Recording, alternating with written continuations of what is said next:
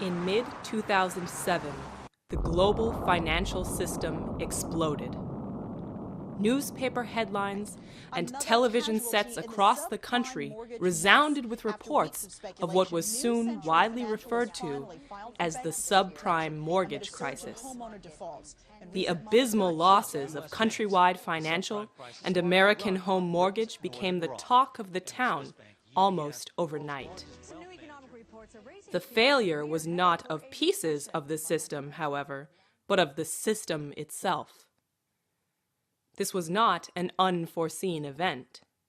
Several days before the reports of crisis burst into the news, economist Lyndon LaRouche delivered an international address signifying the close of the post-FDR global financial and monetary system.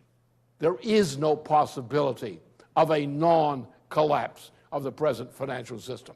None. It's finished now. The present financial system cannot continue to exist under any circumstances, under any presidency, under any leadership, or any leadership of nations. Only a fundamental and sudden change in the world monetary financial system will prevent a general, immediate, chain reaction type of collapse. At what speed, we don't know, but it will go on, and it will be unstoppable. And the longer it goes on before coming to an end, the worse things will get.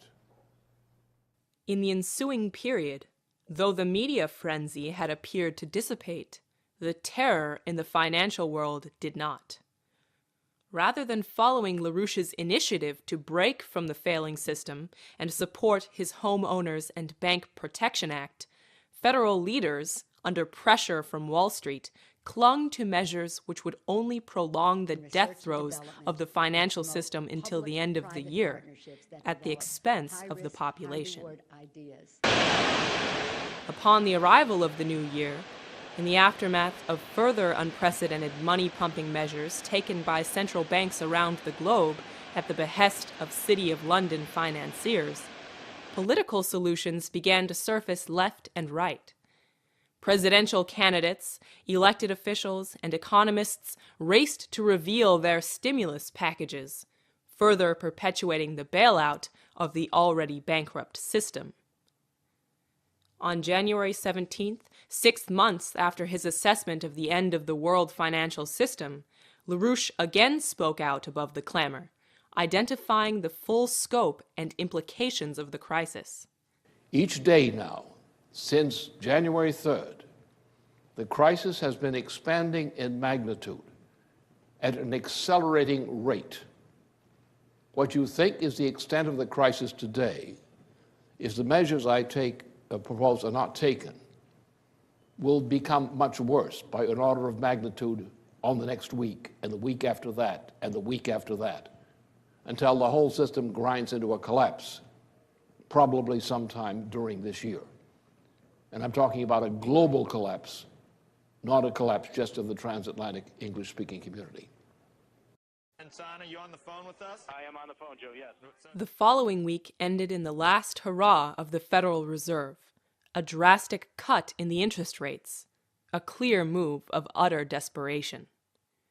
LaRouche identified this as the culminating event of a commitment made by the transatlantic English-speaking world toward a new phase of crisis, a chain reaction of global hyperinflationary collapse, comparable to that which struck Germany in 1923, terminating in the fascist regimes of Adolf Hitler and Benito Mussolini.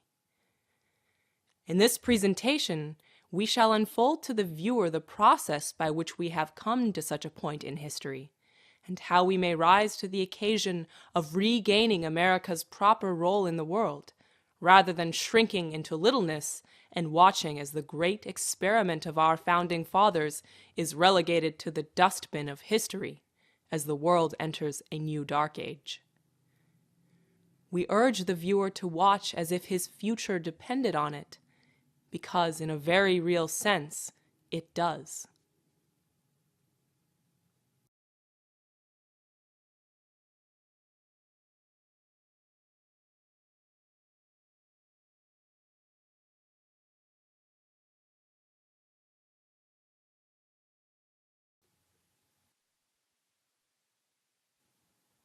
In the second half of the 19th century, a new dynamic was beginning to express itself in the political landscape of the world. Previous to this, the world had been dominated by a system of empires, typified by the British Empire's commitment to thriving off the sheer brute labor power of uneducated, enslaved populations. In the name of free trade, the British East India Company enforced an economic policy devised to maintain the dependence of its colonies upon its control of maritime shipping throughout the world. By flooding foreign markets with cheap goods, they would force other countries to devalue their labor to the point where their only recourse was either the employment of slave labor or the elimination of manufacturing altogether. By these means, Britain's colonies were to forever remain vassals, with the sole purpose of supplying raw materials to the empire. The British Empire ruled by controlling trade in raw materials. So they would have colonies around the world in which they would loot these colonies. But the colonies were never allowed to develop beyond the level at which they needed to develop to make the looting of their raw materials efficient.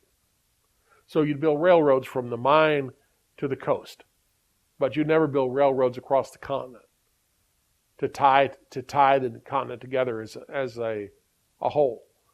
That you'd build up certain local aristocracies, but that's for the purposes of providing the political protection for your looting operations.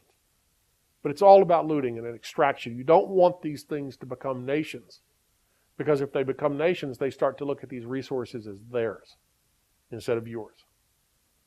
And that's a problem if you're trying to steal them. In the post-colonial United States Republic, however, there existed a better vision for the future. American system economist and advisor to President Abraham Lincoln, Henry C. Carey, drew a stark contrast when he wrote in 1851, "Two systems are before the world. One looks to underworking the Hindu and sinking the rest of the world to his level. The other to raising the standard of man throughout the world to our level. One looks to pauperism, ignorance, depopulation, and barbarism.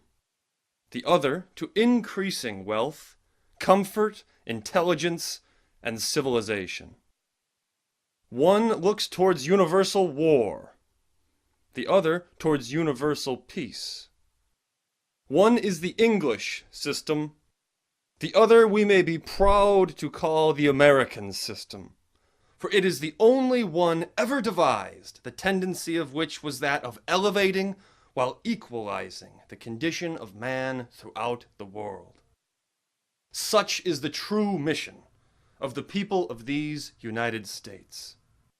To raise the value of labor throughout the world, we need only to raise the value of our own."